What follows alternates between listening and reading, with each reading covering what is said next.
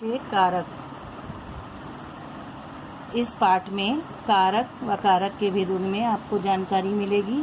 हम सब आज कारक पढ़ेंगे। कारक संज्ञा और सर्वनाम शब्दों के साथ लगाए गए जो चिन्ह वाक्य में आए शब्दों से या क्रिया से उस शब्द का संबंध प्रकट करते हैं, वे कारक कहते हैं।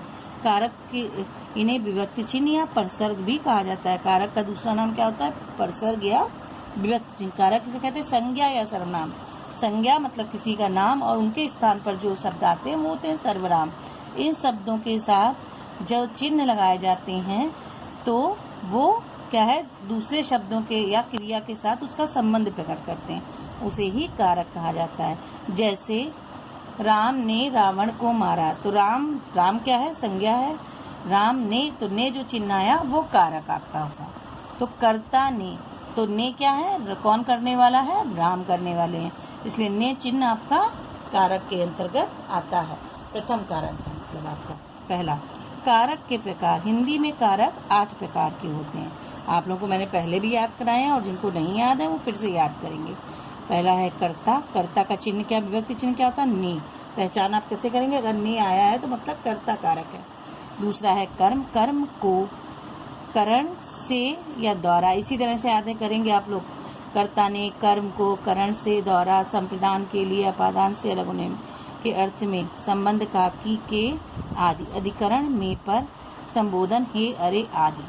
तो ये क्या है? ये इसी तरह से आप अगर याद करेंगे इनके चिन्ह के साथ में तो आपको लॉन्ग टाइम तक याद रहेंगे, कभी आप भूलेंगे नहीं कारक। अब पहला है कर्ता कारक। इस प्रकार के कारक कर्ता द्वारा किए गए कार्य को दर्शाते हैं।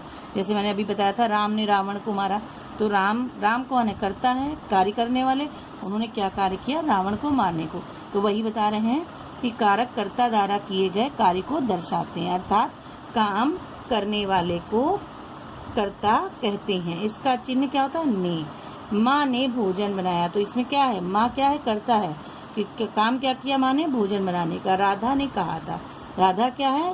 कर्ता है, राधा ने कही थी बात, इसलिए यहाँ पे राधा कर्ता हुई। मेरे पड़ोसी ने कुत्ते पाले। अब कुत्ते पालने का काम कौन कर रहा है? पड़ोसी, तो इसलिए कर्ता कौन हुआ? पड़ोसी। तुमने क्या किया? कर्ता कारक की पहचान किसने अथवा कौन प्रश्नवाचक शब्द लगाकर प्रयोग किया जाता है। जब आपको इसकी पहचान करती हो, किसने किया?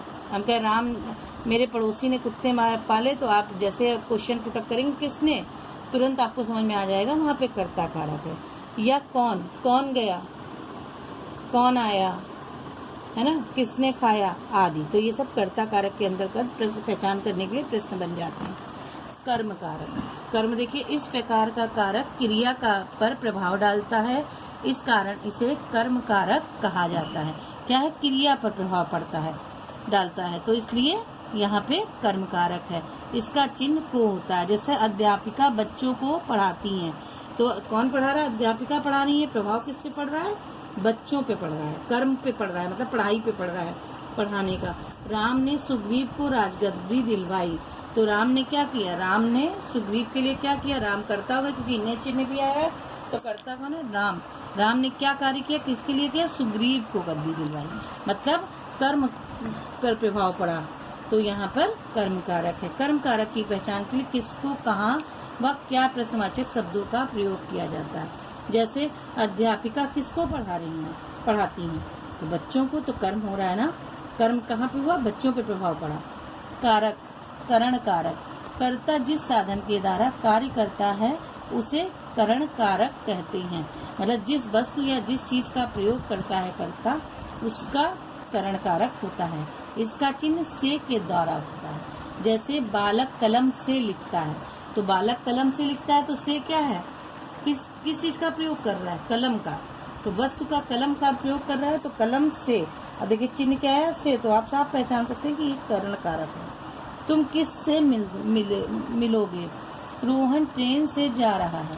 कौन से देश विश्व कप खेलेगा? कौन सा देश है? करण कारक की पहचान के लिए किसमें या किसके द्वारा प्रश्नवाचक शब्द का प्रयोग किया जाता है। संप्रदान कारक। चौथा कारक कौन सा है? संप्रदान कारक।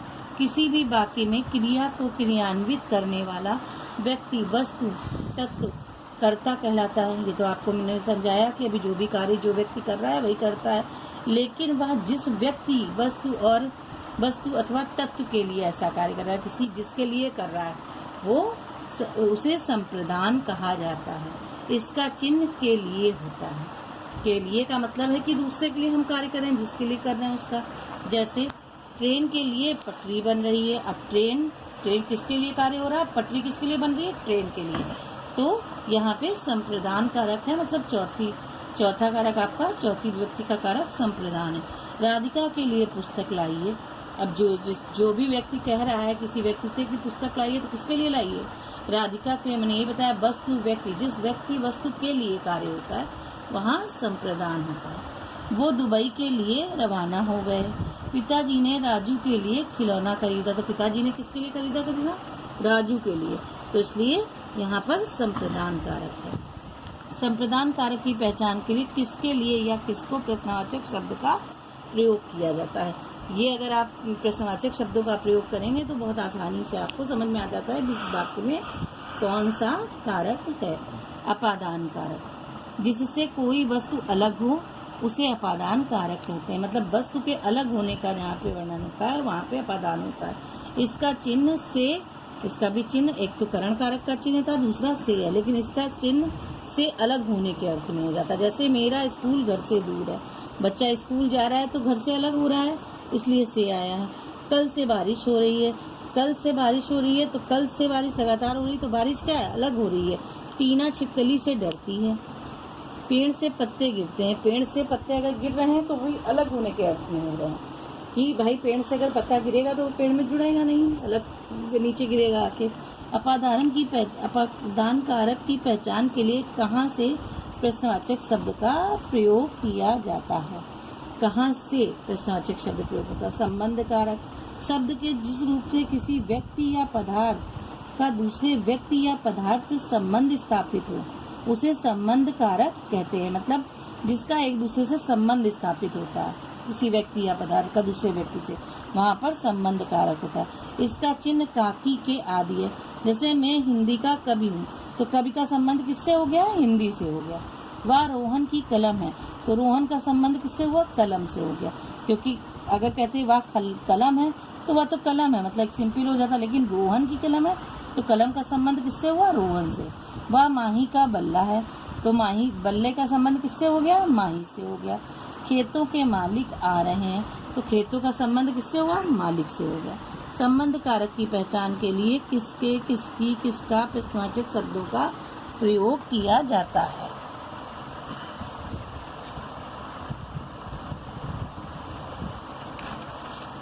नेक्स्ट है आपका अधिकरण कारक।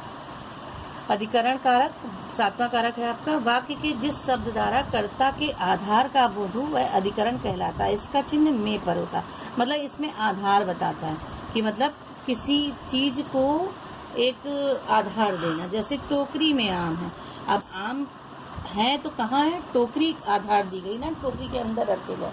पलंग पर तकिया रखी है, अभी तकिया हम अगर पलंग ना रखें तो तकिया कहाँ है, पलंग पर शब्द यूज ना करें तो पता नहीं लगेगा, प्रयोग ना करें तो तकिया कहाँ पड़ी है, जमीन में भी हो सकती है ना, स्टूल पे भी हो सकती है। तो क्या है, जो आधार है वही उसका, इस आधार के लिए अधिकरण का प्रयोग किया जाता है। तो पलंग क्या है, तकिया रखने का आधार है। मंदिर में दिया जल रहा है, मंदिर दिया जलाने के लिए किसका आधार लिया गया, मंदिर का। अधिकरण कारक की पहचान के लिए किसमें, किस पर व कहाँ प्रश्नवाचक चिन्हों का प्रयोग किया जाता है। संबोधन कारक, जिस शब्द से किसी को संबोधित किया जाए, मतलब बुलाया जाए, पुकारा जाए, उसे संबोधन कारक कहते हैं। जैसे श्रीमती जी चाय पीजिए, तो संबोधन में किसका, कोई लेडीज है उनको श्रीमती जी कह के बुलाया जा रहा है। माता जी आप यहाँ बैठ जाइए, कोई बुजुर्ग महिला है उनको माता जी संबोधित किया जा रहा है, मतलब बुलाने के लिए ये शब्द। अरे तुम कहाँ, तुम वहाँ नहीं गए, ये आप पढ़िएगा और कारक के विभक्ति चिन्ह जरूर याद करिएगा, कारक की परिभाषा याद करिएगा, बहुत आपके हमेशा काम आएंगे। ठीक है, बस।